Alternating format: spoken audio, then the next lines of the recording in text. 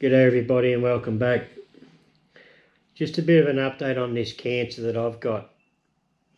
I've got both Hodgkin's lymphoma and non-Hodgkin's lymphoma, and there's many strains under the lymphoma subtitle, if you want to call it that.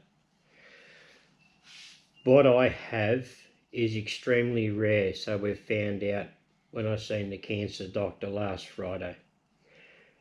Between the Mayo Clinic in the US, which is the biggest in the world, and Germany, there's a big one in Germany, there's only about 20 cases a year that are diagnosed with what I have. That being the case, there's not a lot of research on how to treat it, and successfully, from what I can work out. As I've mentioned previously in other videos, I've got hot spots in the neck and the chest. Well, they've basically ruled out radiation if it comes to that, because it's too close to, when they do the radiation, it's too close to the heart and so on. So we're just hoping, fingers crossed, that the chemo works. It's trial and error. It's pretty much what it comes down to. My cancer doctor, she seems very confident. In the Canberra hospital, they have a board meeting each week where there's a heap of, cancer specialists, doctors, all that sort of stuff all get in. They all discuss the hard cases. And apparently I've been a pretty regular event there because they're not too sure how to treat it properly. Some wanted to just let me go and see what it does. Some wanted to do radiation, but thankfully the doctor I've got in charge of me she said no, it needs treating, no radiation, it's too risky. And I believe she's done a hell of a lot of research on how, on all the other cases that have been done, which is only about 200 in the last 10 years. She's done a lot of research on them, I believe, and I'm praying she's on the right track. But time will only tell. It's a bit of a shock when you get told that there's only 20 cases a year and there's not enough research on it to be able to successfully say, right, this will fix it. It's pretty hard to take sometimes, but you just got to have faith in the doctors and the specialists and hope for the best. Now, the support that we've received over the last few weeks has been absolutely mind-blowing. I want to give a big shout out to Kurtis and Karen from Cutting Edge Engineering. They've gone above and beyond to make sure we're right. They've gone ahead and set up a GoFundMe, which I don't know what we'd do if they didn't do that. You'll notice in the corner that I've sold the mill drill. It's not there no more. A couple of days prior to the GoFundMe being launched, until I sort of knew it was happening, I advertised it and I sold it the day before the GoFundMe launched. Just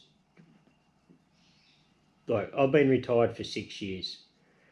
What you see here is what we have. This is it. We're not well off at all. Being on a retirement, it's not a lot of money each week, I'm going to assure you. So what you guys have done with the GoFundMe, and it's eased the burden like there's no tomorrow. We can afford to relax a little bit and know we're right, and we're not thinking, what else, what don't I need, what do I sell next?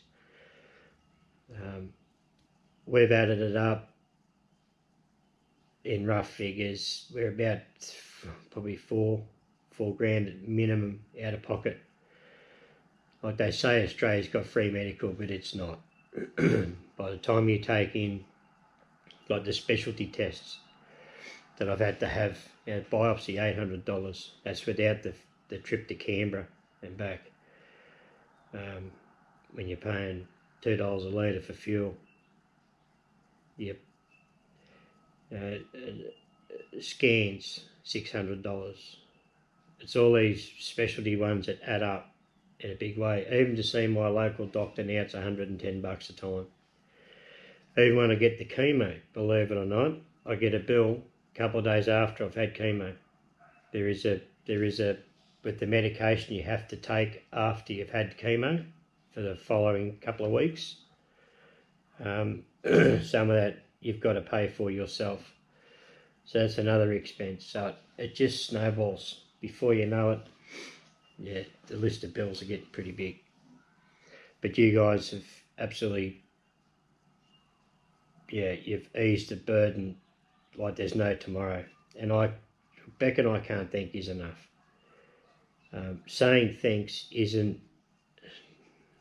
not enough, I feel. I don't know how else to thank you guys, but it just doesn't feel right just saying thank you. But it's all I can do. Yeah. So thanks everybody that's pitched in and helped us along. You've eased a lot of tension and a lot of stress here. Massive amount of stress. I was getting pretty stressed out at one stage. I'm starting to shit myself a bit. And but you've solved a massive problem that we were facing. So thank you everybody.